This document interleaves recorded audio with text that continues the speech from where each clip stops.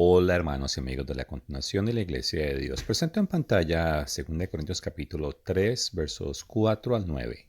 Si es posible, pausa el video y lee los versos completos en tu propia Biblia. Y por favor analiza de qué está hablando. Y aunque tratamos de ser bien informativos en nuestros videos, de todas maneras, nuestros televidentes están aprendiendo de una manera pasiva.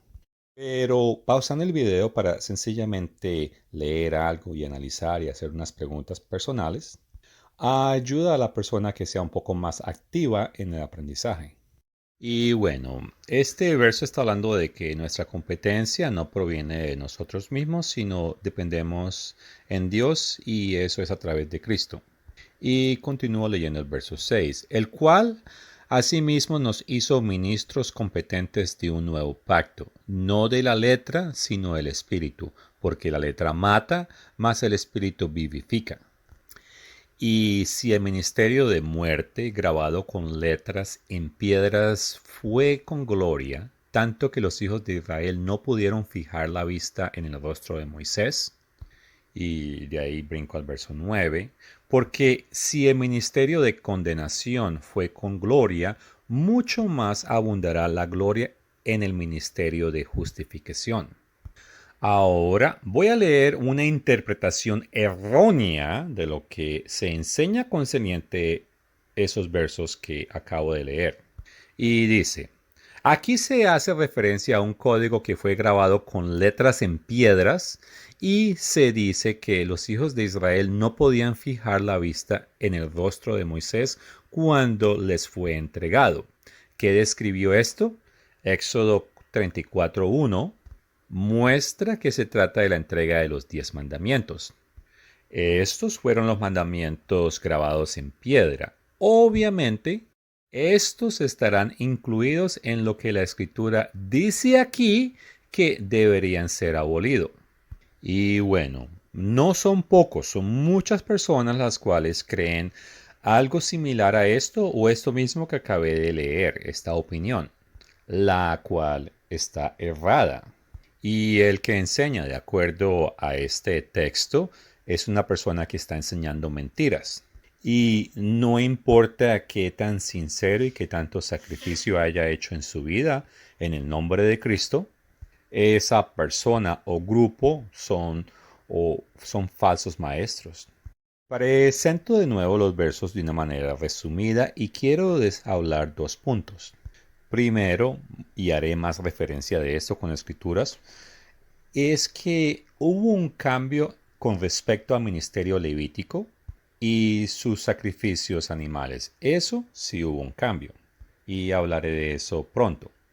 Pero quiero hacer hincapié en el segundo punto y es que el ministerio de la muerte incluía la pena de muerte escrita. Y esta parte es muy importante notar porque esta pena no incluía o figuraba dentro de las tablas grabadas en los 10 mandamientos. El ministerio de imponer muerte, o en otras palabras, la administración de la muerte o la ejecución de esta, se grabó en piedra o en grandes piedras después de cruzar el Jordán, y eso es una referencia en Deuteronomio capítulo 27, versos 2 al 8.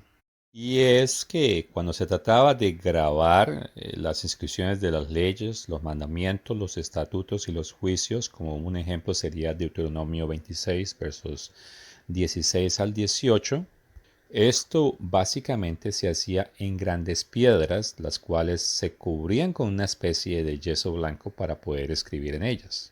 Pero aún así, ¿qué es eso de la administración de la muerte? Así que voy a leer algo que fue escrito por la Iglesia en 1956. Casi nadie comprende realmente el significado del ministerio de muerte grabado en piedras de 2 Corintios capítulo 3. ¿Qué es el ministerio de administrar o ejecutar la pena de muerte que estaba grabado en piedras? ¿Se refería Pablo a los 10 mandamientos? ¿Estaban los 10 mandamientos grabados en piedras enteras? Aquí quiero hacer el comentario que en Deuteronomio 27, versos 2 al 8, Dios les dice a ellos que no le vayan a poner cincel a esas piedras donde se iba a escribir ese ministerio de muerte. Y por eso aquí hablan de piedras enteras. Continuó leyendo. No, los 10 mandamientos fueron escritos en 2 tablas de piedra, pero no en piedras enteras. Entonces, ¿qué estaba escrito en las piedras enteras? Fíjense en el Deuteronomio 27, versos 1 al 6. Moisés mandó a los hijos de Israel que levantaran grandes piedras enteras, las revocaran con yeso y escribieran sobre ellas todas las palabras de la ley civil, los estatutos y juicios que acababan de repetirles.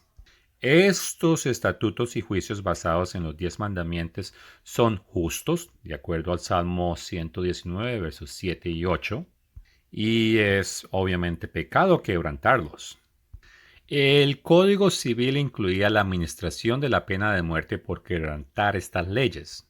La administración encargaba el principio de ojo por ojo, diente por diente, de acuerdo a Deuteronomio capítulo 19, verso 21. Siempre que se quebrantaba alguna de estas leyes fundamentales, los jueces y los levitas se encargaban de que se ejecutara la pena de muerte. Y aquí hago una pausa, y es que si la persona cometía la infracción, bueno, debía ser asesinada una vez que era probado que la persona era culpable de haber cometido la infracción. Continúo leyendo. Ellos, haciendo referencia a los administradores, eran responsables de la administración de la muerte. De esto hablaba Pablo, no de los 10 mandamientos, ni de los estatutos, ni y juicios espirituales que el pueblo debía obedecer. Pablo escribe sobre la administración o ministración, para usar la palabra en inglés antiguo, de la pena de muerte de quebrantar la ley. La escritura en 2 Corintios no abolía las leyes que definían el pecado, sino la administración de la pena de muerte por los jueces humanos. Los 10 mandamientos son completamente independientes de esta administración.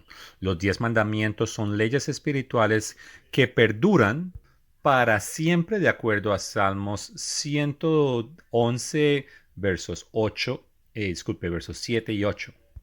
Dado que los principios de los 10 mandamientos formaban la base de los estatutos y juicios civiles, la violación de estos principios era castigada por la autoridad civil. La administración, en otras palabras, el ministerio de la muerte, era la ejecución civil de los castigos por la violación de este código de ley civil que Moisés presentó al pueblo. La administración del gobierno civil en el antiguo Israel revela el método de Dios para tratar directamente con las personas inconversas, carnales y pecadoras. Y aquí quiero comentar de que por eso es que la escritura dice que Dios solamente le va a dar el galardón a aquellos que logran triunfar sobre el pecado. Y eso fue lo que Jesucristo también logró, así que nosotros debemos lograr el mismo objetivo. Continúo leyendo. El gobierno de Israel combinaba la iglesia y el Estado. Era una iglesia o congregación física nacida de la carne. La administración de los estatutos y ordenanzas civiles y religiosas estaban combinadas en el Antiguo Testamento. Y bueno, el texto fue bien claro de que habían 2 tipos de piedras, unas que eran grandes, las cuales no se les ponía cincero, o sea, no se cortaban, sino que se cubrían de un material de yeso para poder escribir en ese material de yeso. En Éxodo 34, verso 1, ahí vemos cuando Dios le dice a Moisés que haga 2 tablas de piedra, o sea que esas piedras sí tuvieron que haber sido cortadas. Y en esas se reescribieron los mismos 10 mandamientos que estaban escritos en las primeras. Y como leí temprano, el ministerio de administración de la muerte no estaban escritas en estas piedras. Y para que él conoce el tema, claramente Pablo estaba hablando era de las piedras enteras en las que estaban escritos el ministerio de la muerte. Y como vemos en primera de Juan capítulo 1, verso 9, si fallamos, la administración de la muerte no se impone inmediatamente. Es más, si logramos dominar el pecado en nuestra vida, y que es lo que Dios requiere de cada uno de nosotros, entonces el ministerio de la muerte nunca nos afectará, ya que Jesús pagó el castigo por nuestros pecados. Por otra parte, Colosenses capítulo 2, verso 14 está hablando de lo mismo y que dice, anulando el acta de los decretos que había contra todos nosotros, que nos era contraria, quitándola de en medio y clavándola en la cruz. Y es que esa escritura de requerimientos, y que algunos los llamaban ordenanzas, o también se conoce como certificado de deuda, se borra y se clava en una estaca, y que es lo que algunos llaman la cruz. Y en particular, el acta de decretos es una expresión jurídica griega que simplemente significa la pena que debía pagar quien infringía la ley. Eso es muy diferente a las leyes que se deben obedecer. Entonces, lo que fue eliminado fue la condena o la pena que se debía pagar. Claro, eso solo sucede con la aceptación del sacrificio de Jesucristo. Y repito y hago hincapié, lo que se borra o se elimina es la pena o la condena, no la ley. Quiero leer los versos 12 al 18 del capítulo 3 de Segunda de Corintios que dice, así que, teniendo tal esperanza, usamos de mucha franqueza, y no como Moisés, que ponía un velo sobre su rostro para que los hijos de Israel no fijaran la vista en el fin de aquello que había de ser abolido. Pero el entendimiento de ellos se entombó, porque hasta el día de hoy, cuando leen el antiguo pacto, les queda el mismo velo no descubierto, el cual por Cristo es quitado. Y aún hasta el día de hoy, cuando se lee a Moisés, el velo está puesto sobre el corazón de ellos. Pero cuando se conviertan al Señor, el velo se les quitará, y porque el Señor es el Espíritu, y donde está el Espíritu del Señor, allí hay libertad. Por tanto, nosotros, mirando a cara descubierta como en un espejo la gloria del Señor, somos transformados de gloria en gloria en la misma imagen como el Espíritu del Señor. Y por eso es que aquellas personas que de verdad han aceptado a Cristo y que le pertenecen a Él, ellos aceptan su ley. Y ellos aprenden a través del ejercicio a ejecutar en sí el espíritu de la ley. Y ellos la cumplen, la viven, hablan de ella y la enseñan. Y cuando hacen eso, entonces Mateo 5, versos 13 al 16 se cumple en ellos. Y es aquella escritura que dice, vosotros sois la sal de la tierra, pero si la sal se desvaneciere, ¿con qué será salada? No sirve más para nada, sino para ser echada fuera y hollada por los hombres. En el mundo entero hay millones y millones de supuestos cristianos, los cuales la gran mayoría, no aceptan la ley de Dios, pero ellos creen que ellos son la sal de la tierra.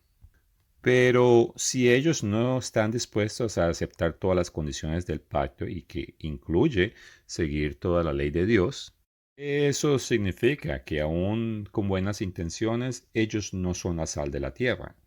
Y por tanto, el verso 14 en adelante tampoco les aplique, que es el que dice, vosotros sois la luz del mundo, una ciudad asentada sobre un monte que no se puede esconder.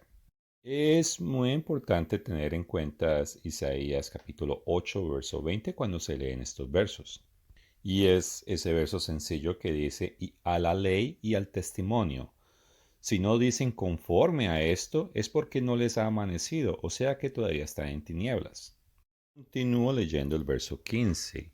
Ni se enciende una luz ni se pone debajo del almud, sino sobre el candelero y alumbra a todos los que están en la casa. Así alumbre vuestra luz delante de los hombres para que vean vuestras buenas obras y glorifiquen a vuestro Padre que está en los cielos. Y aquí es donde entra este otro verso clave que dice, no penséis que he venido a abrogar, o sea, a eliminar la ley de Dios. Y eso también incluye los profetas. Ahora, en esta serie de videos concerniente a los pactos que Dios ha hecho con los humanos, bueno, ya he comentado, he hecho hincapié en que La ley de Dios no es lo que se elimina. Y aquellas personas, y las cuales son muchísimas, que han dedicado su vida, han sacrificado objetivos personales o familiares y se dedican a sus ministerios. Y digo ministerios porque esa es la expresión que ellos utilizan. Y bueno, dentro del mundo de la cristianidad tradicional hay de todo. Hay personas que son sinceras y hay personas que tienen otros motivos. Pero da igual si ellos están enseñando que la ley de Dios fue abolida o que, por ejemplo, que se deben seguir 9 mandamientos, pero que el cuarto mandamiento, que es el que por lo general ellos tienen mucho problema y no lo aceptan. Y no me voy a ir en detalles, pero la escritura es bien clara que si dice que si uno quebranta un mandamiento es como si los quebrantara a todos. Y brinco al verso 19 que dice, de manera que cualquiera que quebrante uno de estos mandamientos muy pequeños, y así enseñe a los hombres, muy pequeño será llamado en el reino de los cielos. Y aquí hago un resumen de las cosas que he hablado. El pacto que Dios hizo con el pueblo en la montaña de Sinaí fue un pacto donde incluyó los 10 mandamientos, pero también incluyó otras leyes y algo que quedó o sacó a relucir es que cualquier cosa que Dios les dijera a través de los profetas, el pueblo debería cumplir.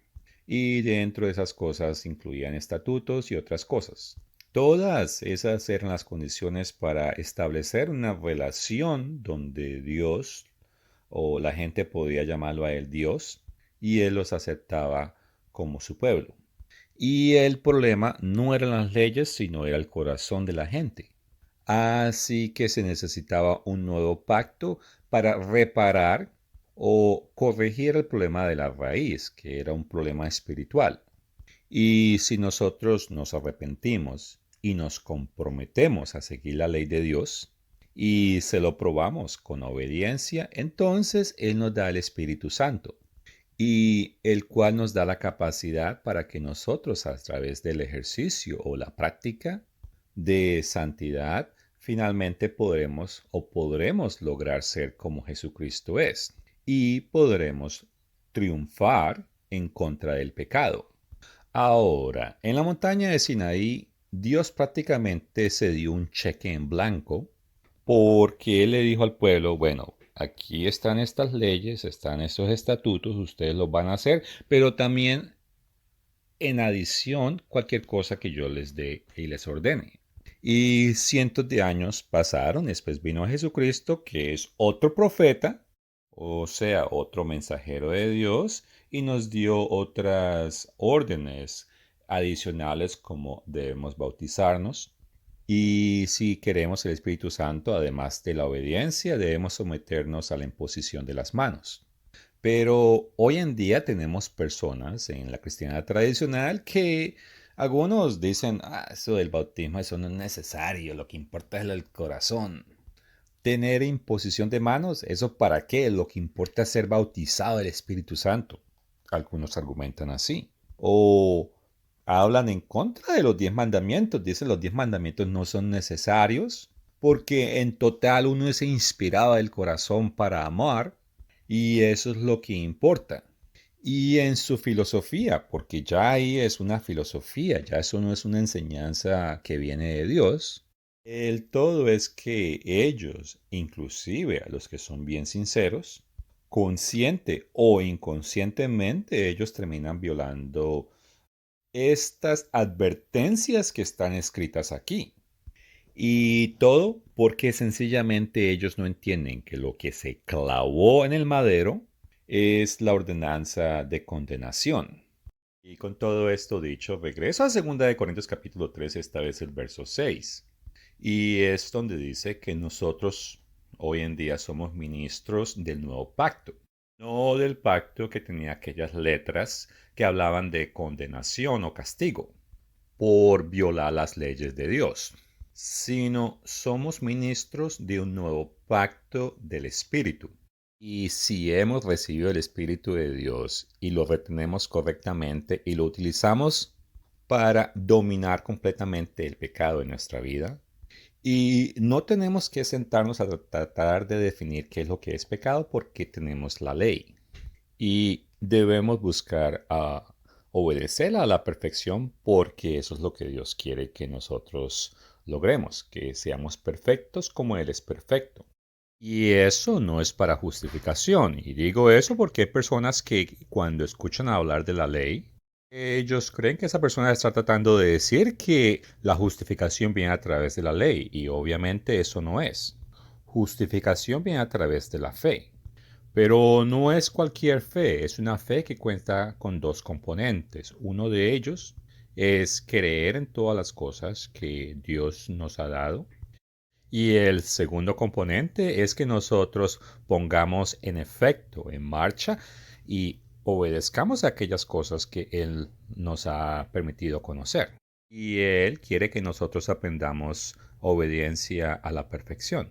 Ahora, Dios nos conoce bien y aunque tengamos la intención correcta en ese proceso de desarrollo, si tenemos un tropiezo, no es el fin para nosotros porque tenemos libertad de reconocer nuestro error y regresar al camino de Dios. Primera de Corintios capítulo 6 versos 9 y 10 nos recuerda que si alguno de esos ejemplos nos describió en algún punto de nuestras vidas, tenemos la tarea y la obligación de eliminar esa descripción de nuestra vida por el resto de nuestra vida, de lo que nos queda. Si fuimos ladrones, lo seguiremos siendo, así robemos solamente una vez al año. Y cuando llegamos a Cristo, obviamente renunciamos o tenemos que renunciar a cualquiera de esta actividad o cualquier otra actividad que no esté listada. El punto es que si es contrario a las leyes de Dios, entonces es pecado. Eso no quiere decir que seamos perfectos de la noche a la mañana. Y si tenemos tropiezo, no es el final como solía ser en el Antiguo Testamento cuando se administraba el ministro de muerte. Entonces, sí tenemos libertad, pero es una libertad obviamente que tenemos que utilizar con responsabilidad, ya que hay escrituras que advierten en contra del abuso de esa libertad. Pero muchos confunden la libertad de una muerte inminente y pronta y para los triunfadores la libertad o anulación de una muerte eterna. Y ellos confunden esa libertad y argumentan que es libertad para no tener que obedecer la ley de Dios. Y regreso una vez más a 2 Corintios capítulo 3, verso 6. Y es que quiero mencionar una variación más de la confusión que existe. Y es que en cristiandad tradicional ellos hacen lo que llaman jornadas de predicación o de avivamiento del espíritu. Y empiezan a orar hasta que ellos pueden, en sus palabras, traer el Espíritu Santo para que entren las personas. Y varias personas terminan teniendo experiencias religiosas o experiencias espirituales. Y para algunas personas es un momento impactante solo de momento, para otros tiene un impacto a tiempo medio y inclusive personas que tienen impacto a largo tiempo, que inclusive para algunos es un evento transformador, donde tal vez les llena un vacío o lo satisface de alguna manera a un nivel muy personal, que inclusive esa persona se siente inspirada en querer hacer lo que ellos definen lo que es correcto. Y de ahí en adelante tratan de vivir una vida más correcta. De ahí en adelante, muchas personas utilizan esa como la vara para medir y determinar quién está en Dios y quién no. Y de allí sale una filosofía que dice es que la Biblia son letras que hablan de Dios y de Cristo y argumentan que la Biblia no es Dios, lo cual en ese punto no están incorrectos. Pero empiezan a argumentar que ellos están viviendo es una experiencia y que esa experiencia es más relevante que sus palabras, cualquier estudio. Y ciertamente hay muchos estudios y muchos puntos de opinión, pero no se nos puede olvidar que la Biblia es la palabra de Dios. Y como tal debemos utilizar su palabra para determinar qué es correcto e incorrecto. No podemos dejarnos guiar por emociones o sentimientos e inclusive experiencias. Y si juntamos varias escrituras, sabemos que la palabra de Dios dice que aquellas personas que no obedecen la ley de Dios no conocen a Dios y no aman a Dios. El que no hable y siga la ley de Dios está en tinieblas. ¿Y por qué está en tinieblas? Porque la ley de Dios define las condiciones para poder entrar en una relación con Dios.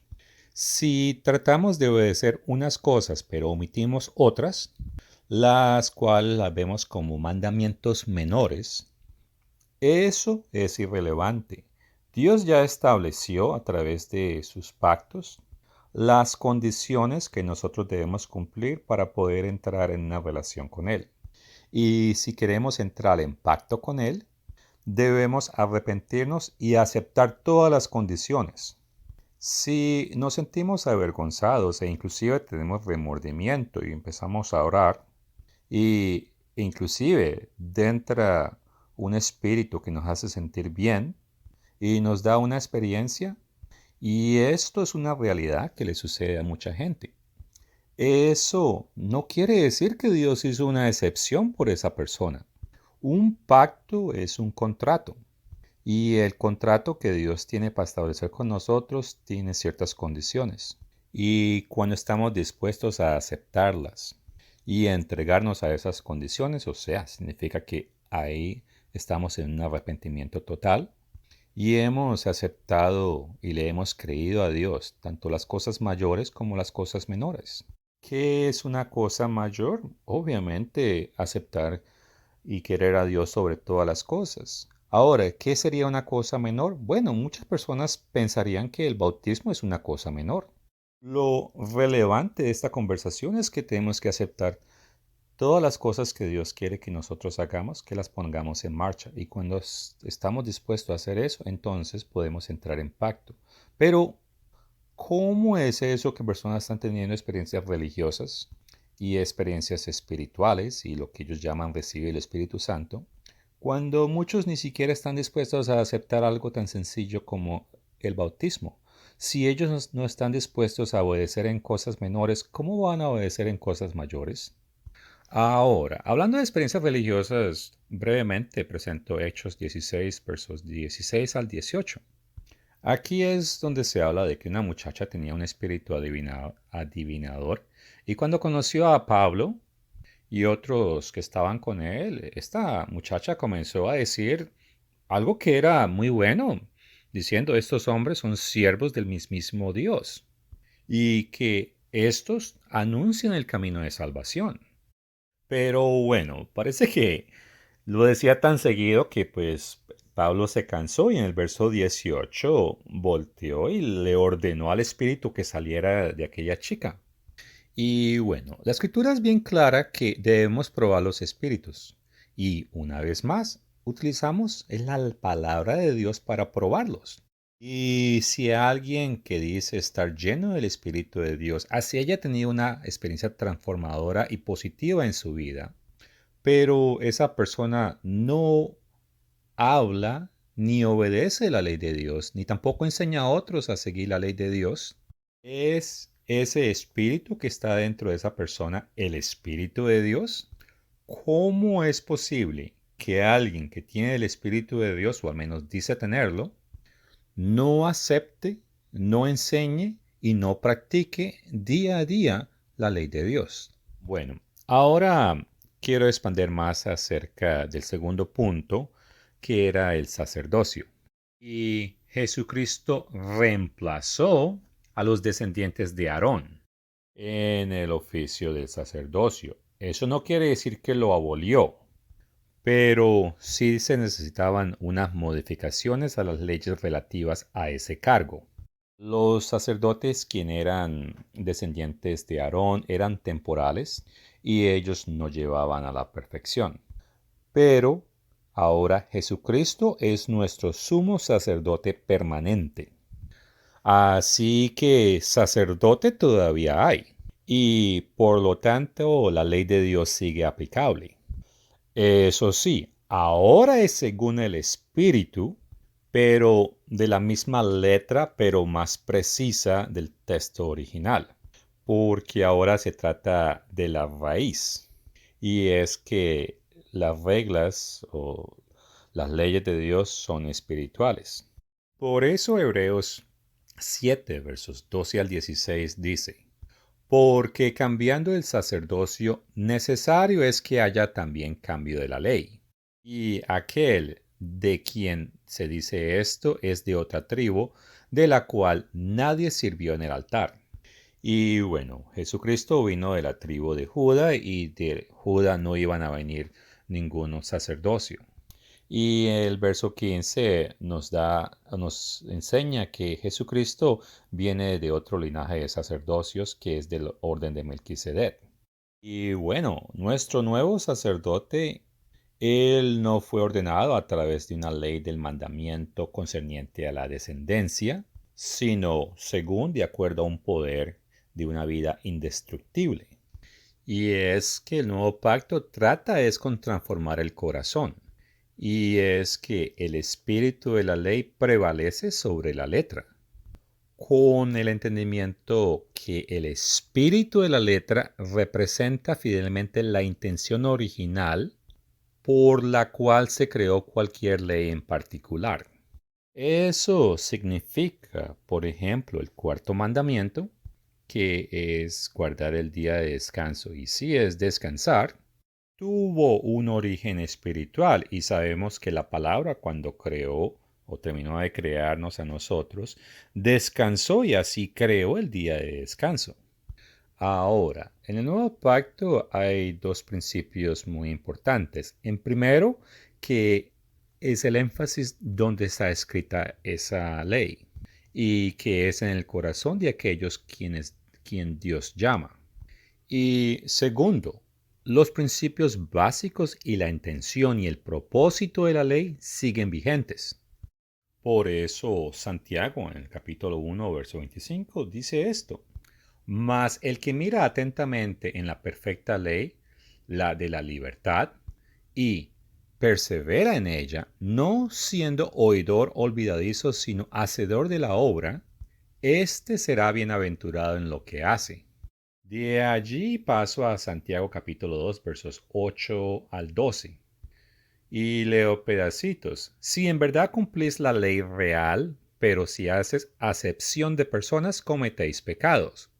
Paso al verso 10. Porque cualquiera que guarde toda la ley, pero ofende en un punto, se hace culpable de todos. Y bueno, aunque Dios tuvo que hacer ciertas modificaciones, en sí la ley de Dios no cambió. Hablé temprano de que antes habían sumo sacerdote y todavía continúa habiendo sumo sacerdote. Y el mismo principio se aplica a los sacrificios y ceremonias.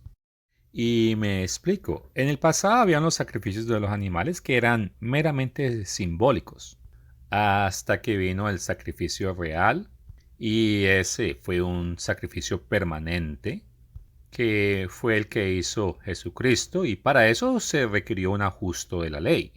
Pero aquí está la clave, eso no elimina nuestra necesidad de un sacrificio. De acuerdo a la ley, el requisito de que se haga un sacrificio por el pecado permanece intacto.